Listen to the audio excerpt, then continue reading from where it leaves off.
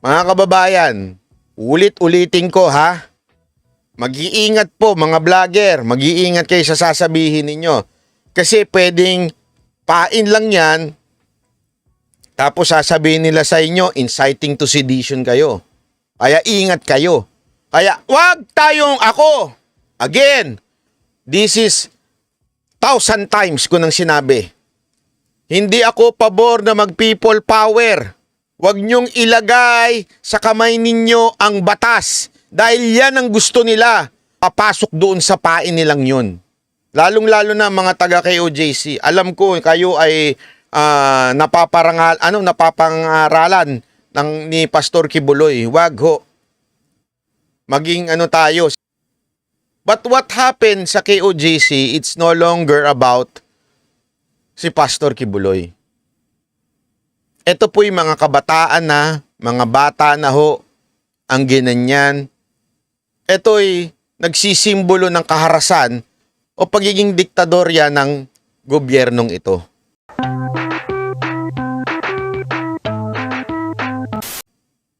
Ulitin ko ha, it's not about Pastor Kibuloy. Wala siya doon. Ginamit lang yung eksena ng Pastor Kibuloy.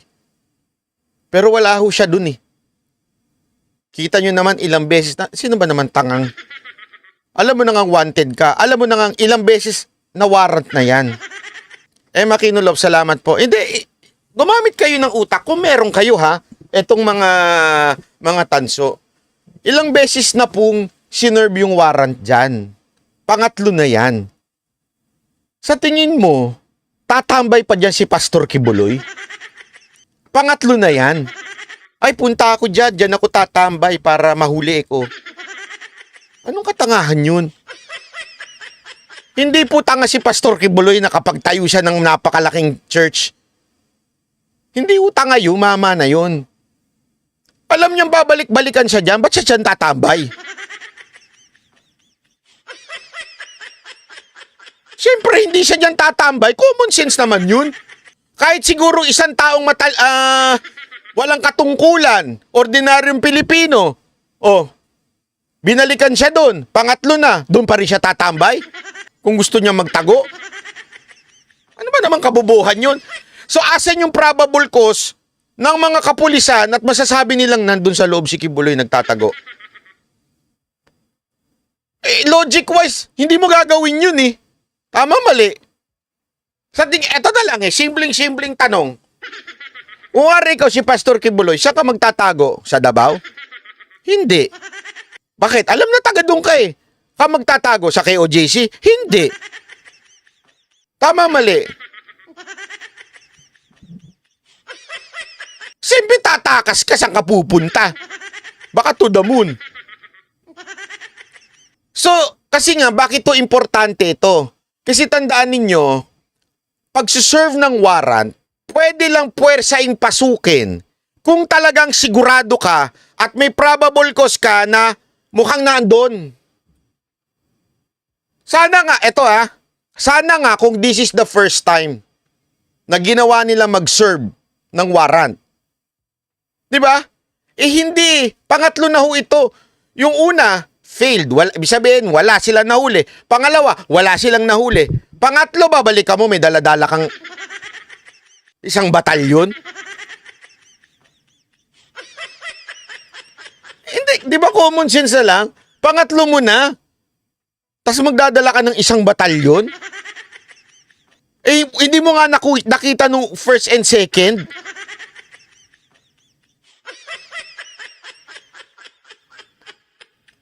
Isipin nyo to. Hanggang ngayon daw, binabantayan pa sila dun. Anong katangahan yun? Ni-radio na nga eh. Ay, ni-radio KOJC, dalawin ko nga, tignan ko yung mga kabataan doon. Ganon, si Pastor. Pupunta siya doon. Ay, asan na? Ni-radio KOJC, punta ako dyan. Ulitin ko hindi ko alam kung nasan si Pastor. Pero sinong bobo naman ang pupunta doon? Doon ka na nga hinanap. Tapos ba't ano binabantayan nyo dyan?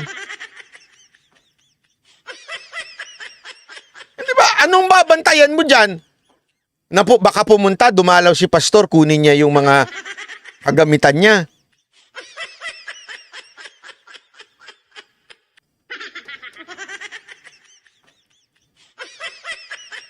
Alam mo, may papakita ako sa inyo, susuplakin ko tong mga demonyon to. Kasi alam mo, hindi, kaming mga vlogger, balasubas lang. Liz, salamat po. Hindi, kami mga vlogger, balasubas lang sa vlog, sa social media. Pero pag ako, naka-interview ako ng hindi ko sinasang-ayunan, hindi ko naman babastusin. Ayun na totoo, di ba? Hindi ko babastusin kasi pumayag na ma-interview ito eh. So, matuto ka namang rumispeto. Hindi katulad nitong mga animal na to, ha? Attorney, nasan si Pastor? Oh, ayan. Panoorin nyo itong mga animal na to. Wait lang, ha? Sandali.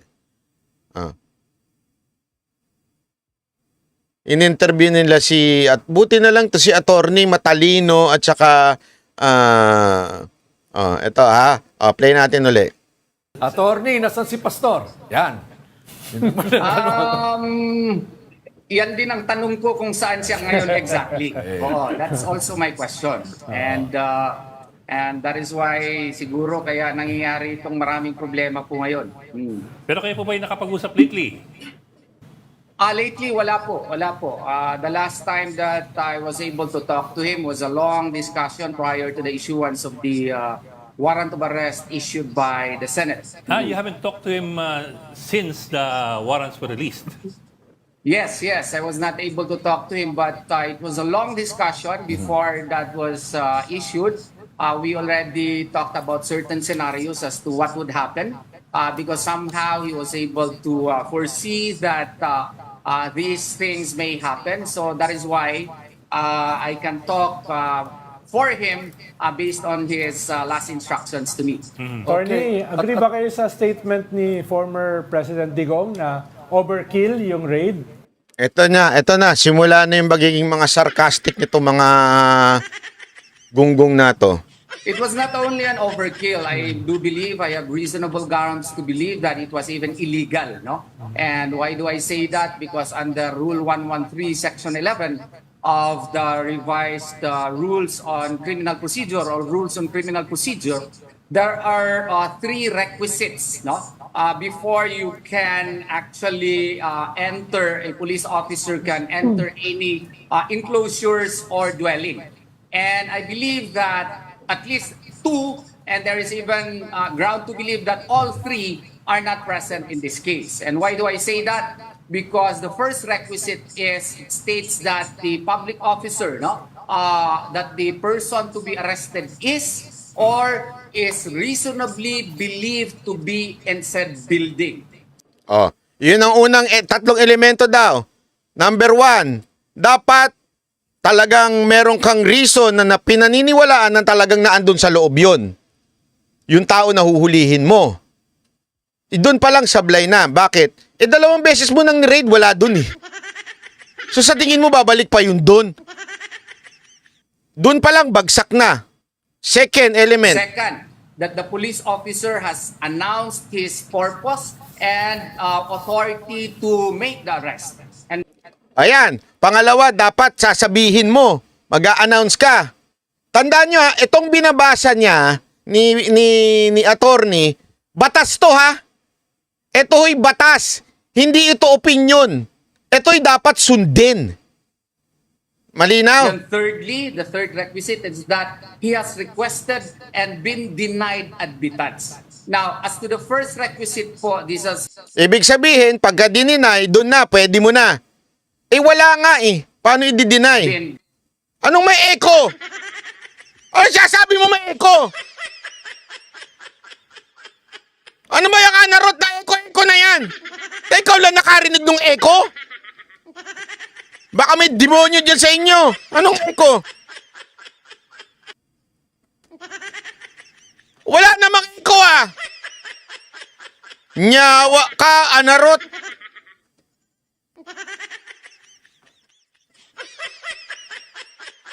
Clear naman, ikaw lang nakarinig ng echo. Ano ka? Itapo mo na yung cellphone mo. Tingnan mo, ikaw lang nakarinig. Lahat sila ayos eh.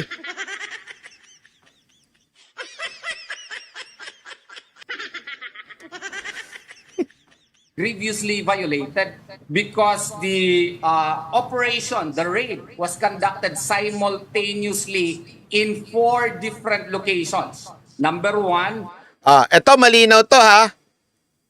Kasi importante yung elemento na sure ka na naandoon. Okay? Kaya pwede mo iserve doon at puwersahin pasukin. Kung nag-deny. Una, hindi mo nga sinabi. Kaya, paano kayo di-deny kung hindi mo sinabi? Ito yung 4 na sabay-sabay yung raid. Kaya ang ganda ng paliwanag ni attorney dito, 4 yun sabay-sabay na raid. Asan si Kibuloy doon? Ano siya? Ang alam ko, appointed son of God siya. Hindi siya hindi, mali. Tama. Oo. Hindi siya son of God. Magkaiba yun.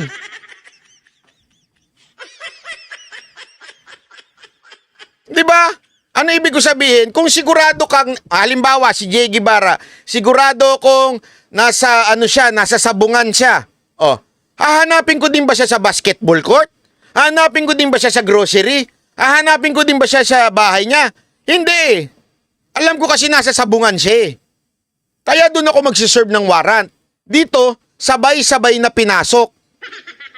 So ibig sabihin, hindi nila talaga alam kung asan si Pastor Kibuloy. Gets nyo? in the airport compound here, the KJC Central. Second is in the Prayer Mountain in Tamayong, Kalinan. Third is in yung sa tuktok na talaga ng bundok, doon sa Glory Mountain din sa Kalinan. And fourth, in Kitbug in the southern province po, Sarangani province. So, I cannot believe that Pastor Apollo C. Kibuloy would be reasonably believed to be in 4 places at the same time. And that, Ang ganda ng paliwanag ni attorney dito, tas imamak nitong mga ewan ko kung sino tong mga animal na to. arrest warrant likewise clearly indicated that his address is at KOJC Central in Buhangin, Davao City. So therefore, the search in the supposed arrest operation in Glory Mountain, in Tamayong, Kalinan, in the Prayer Mountain, and in Kitbug, are, to my mind, illegal. Gets nyo kung bakit illegal? Kasi doon sa warrant, ang address ni Pastor Kibuloy nandun sa KOJC. So anong kinalaman nung tatlo pang lugar? 'Di ba? So ibig sabihin nun, nanguhula itong mga pulis kung asan si Pastor. They do not have idea kung asan talaga si Pastor. So there's no reason para pasukin. That's the point.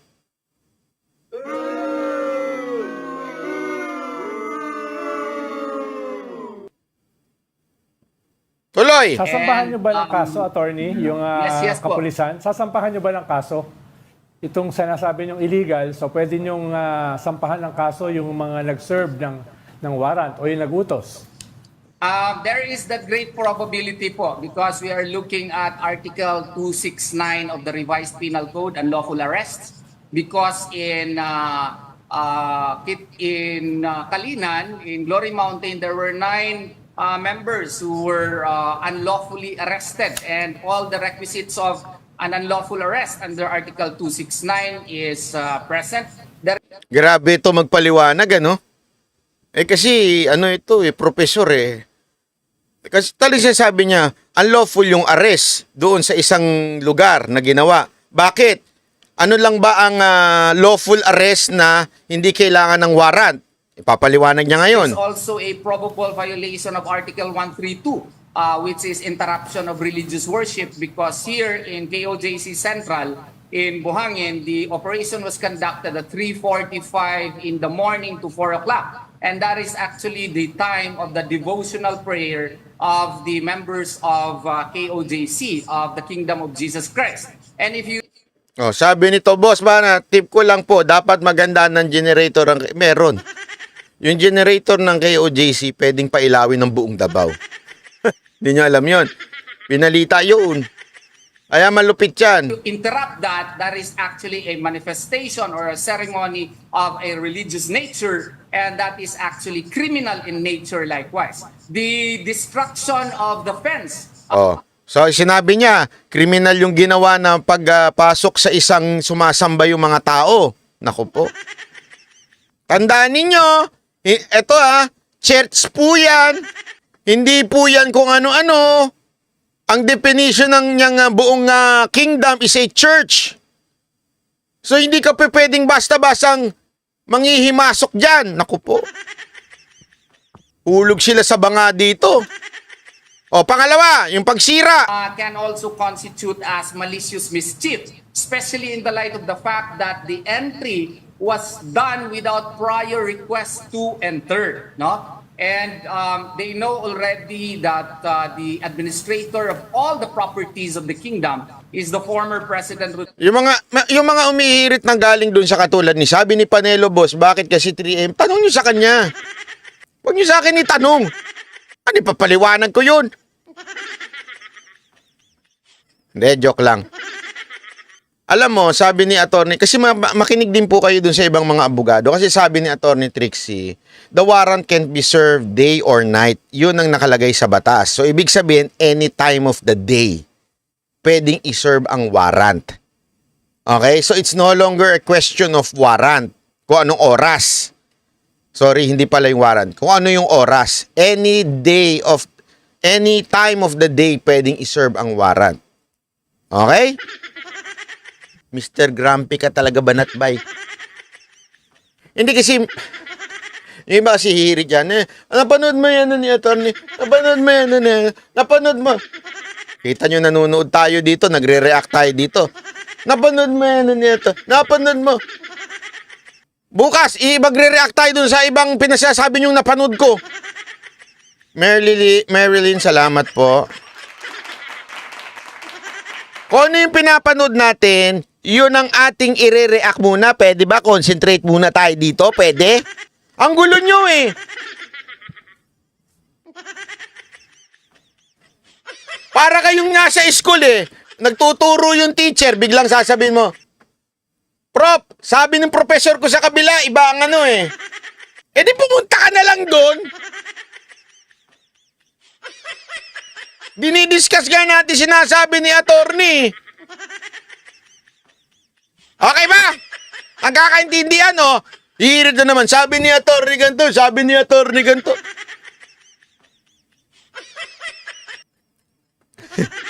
De, joke lang yan, dino-joke ko lang kayo. Feel ko lang maging grumpy lagi. Rodrigo Duterte, and President Rodrigo Duterte has consent has not been secured, and if you destroy all Alam mo, ang galing nitong ginawa ng ang galing ng KOJC. Kasi, di ba nilipat nila kay Pangulong Duterte yung pamamahala ng lahat ng property ni Kibuloy, ni Pastor? Kasama yung KOJC. So, ibig sabihin, caretaker na si Pangulong Duterte ng KOJC. So kung papasukin at papasukin mo yung KOJC, kailangan mo magpaalam kay Pangulong Duterte. Nayari sila doon. Di ba? Nayari sila doon. Hindi nila alam yun. Kasi nga, lusob kayo na lusob. Sunod lang kayo na sunod sa utos ng amo nyo. Yan, nadali kayo. Nagets nyo? Dali kasi hindi tama nga naman. Di ba? Kunwari, isi-serve mo yung warrant sa isang tao. Halimbawa, nagtago, kunwari lang, si Jay Guevara, nagkawaran. Halimbawa lang naman. Kunwari, tapos nandun siya sa SMNI. Hindi pwedeng basta-basta papasok yung pulis doon. Huli namin si Jay Guevara dyan. Kailangan ka magpaalam doon sa may-ari o doon sa mismong in charge doon sa lugar na yon. Yung SMNI. Tama? Gets nyo ba? Kasi, pag hindi, tandaan ninyo, ilagay natin sa tama ito. Or else, pwede kang gawa ng rason ng kahit sino man. Nandyan si ganito sa inyo. Nandyan si Boy Ahas sa inyo, wanted siya. Sino si Boy Ahas? Basta nandyan siya sa inyo, kaya hahalughugin namin yung lugar nyo. Hindi pwedeng ganun. Gets nyo ba? Hindi pwedeng basta-basta kang papasok. Ang problema ito. Yung KOJC, nasa pamamahala na ni Pangulong Duterte. Yari sila ngayon, di ba? Gago! Yun ang masasabi ko. rightly defense without prior consent on the part of the owner thereof, of course, that is a criminal violation. That is a crime. Tingnan mo ha. Tingnan mo yung biglang mga tanong. Walang follow-up question. Alam mo kung bakit? Alam nyo kung bakit? Hindi maintindihan ng mga host. Or, ayaw intindihin ng mga host. Dahil galit lang sila kay Duterte at kay Kibuloy.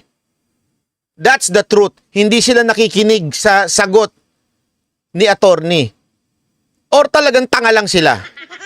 Hindi, kayo ang tumantsa ha. Dalawa lang naman yan eh. Pinapaliwanag ni attorney kung bakit illegal. Pinapaliwanag ni attorney lahat kung ano yung nangyari. Tingnan mo yung mga reaction nitong mga nag-interview sa kanya. Dalawa lang yan. It's either tanga talaga kayo, hindi nyo maintindihan. Or pangalawa, ipinagpipilitan nyo lang yung gusto nyo kasi nga galit kayo kay Kibuloy at kay Pangulong Duterte. Problema, Ed Lingao, you're not. Tingnan mo instead na tanggapin nila, pinagtawanan nila, ganito kabastos to mga to. Okay, Yun sir. po ang So aking what do you pananaw call po yan. it? What Pwede do you po call ako this? magkamali po. Pwede po ako magkamali. Yes, sir. So what do you call this Di ba then? mas madali?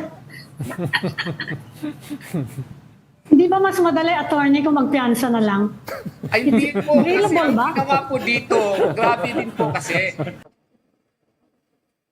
Seriously, madam? Magpiyansa? Madam!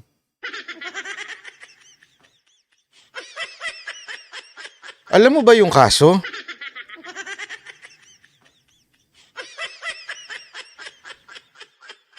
Naawa ako sa mga sa reporter na to, kung sino man sila. Alam niyo po ba yung ikinakaso sa kanya para magpiyansa?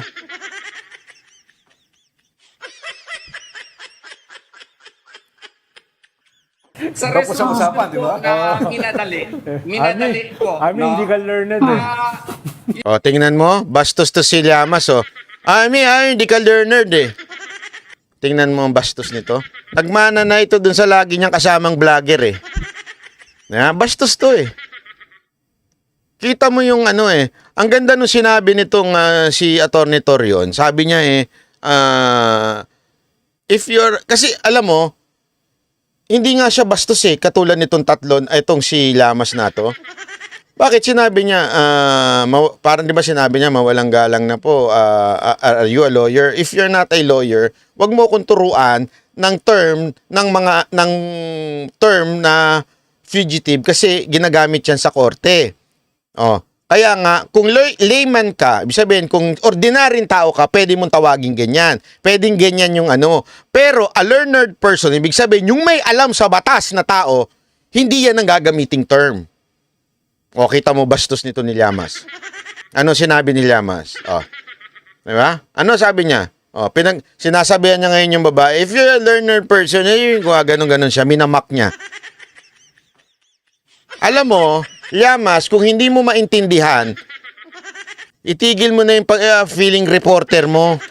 Itigil mo na yung feeling journalist mo. Dinaig mo pa ang vlogger sa pagkabastos eh. Yung preliminary investigation ginawa sa Davao. Tingnan mo, tawa ng tawa yung mga animal To the point. Tingnan nyo yung cameraman Sabi siguro, tanggalin nyo nga doon sa tatlo, itira na lang natin si Atty. Torion. Tingnan nyo. Kasi maririnig nyo pa yung audio, tumatawa sila. Sa Yes. positive portion po, merong human trafficking aspect. Human Yes. trafficking aspect. Pakinggan nyo. Ang sabi, the Davao City Prosecution's Office is mandated to file information in Pasig.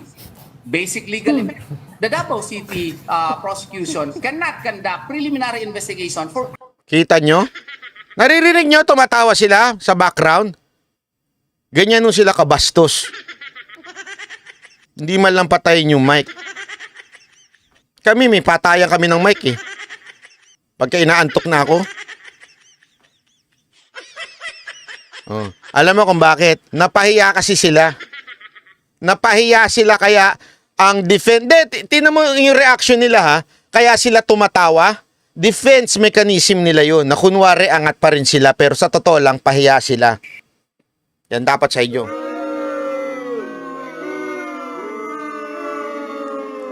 crimes committed in Pasig. So if you have a crime allegedly committed in Pasig, Pasig should conduct the preliminary investigation. Let's leave that as that.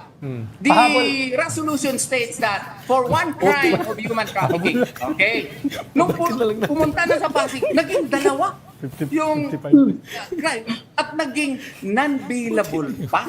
Oh, so, tapos hindi lang Okay. Kakatulan ko kayo ng kabastusan. Kayo na ang pinakabastos na media. Bastos kayong media kayo. 'Di ba? Tell me ngayon na hindi sila bastos. Napahiya lang kayo. Defense mechanism ninyo, tumatawa kayo. Patulang ko kayo. Your Honor. Ayan na po ang mga bastos na media. Tingnan nyo, tumatawa ha. Sumasagot pa si attorney. sa penultimate portion po ng information, meron pang criminal forfeiture order. Ano yan? Makikita nyo yung paliwanag niya? Mula sa Pasig, mula sa Davao, inilipat sa Pasig. Tapos, ito. Pakinggan ulit natin ha. Naging dalawa yung crime at naging non-bailable pa. So, tapos hindi lang Okay. sa penultimate portion po ng info. Naririnig nyo tumatawa? Bastos, di ba? Ayan ang problema sa iyo, Llamas, kasi masyado ka sumasama dun sa Christian Isguera eh. Sama ka kasi ng sama dun eh. Kaya yan, yung kabastusan mo. Kasi, feeling ko lang napanood ni Atty. Torion yung interview ni Spokes kahapon. Kasi si Spokes medyo parang siya yung mainit ang ulo kagabi. Ganyan si Spokes kagabi, di ba? Para mainit ang ulo, parang ginagago nyo ako, ha? Di ba? Napahiya eh. Tas gayon, tatawa kayo. Para kay si Bagong Lipunan. Si Bagong Lipunan, ganyan din eh. Nung hindi na alam yung sasagot, pikon na. Ha? Buti ba nga si Ed Lingaw, tumahimik na eh. Sabi niya, wala akong laban dito, matalino masyado to. Hindi ko kayang paikutin ang ulo nito. Kasi nasuplak na siya eh. Let's cut the cake. Ang hilig nila sa ganun, let me educate you. Eto ngayon si Atty. Torion. A learned person. Patay. Nayari sila, no? Di ba? Nayari sila eh. Hindi nila alam kung saan sila pupulot ng tanong eh. Di ba? Hindi namin alam to ha. Hindi, alam nyo, pagpasensya nyo na ha. Ibang level tong kawalang niya na to eh. Di ba? Ibang level eh. But again, mga kababayan, ulit-ulitin ko ha. Mag-iingat po mga vlogger, mag-iingat kayo sa sasabihin ninyo. Kasi pwedeng pain lang yan, tapos sasabihin nila sa inyo, inciting to sedition kayo. Kaya ingat kayo. Kaya wag tayong ako. Again, this is 1,000 times ko nang sinabi. Hindi ako pabor na mag-people power.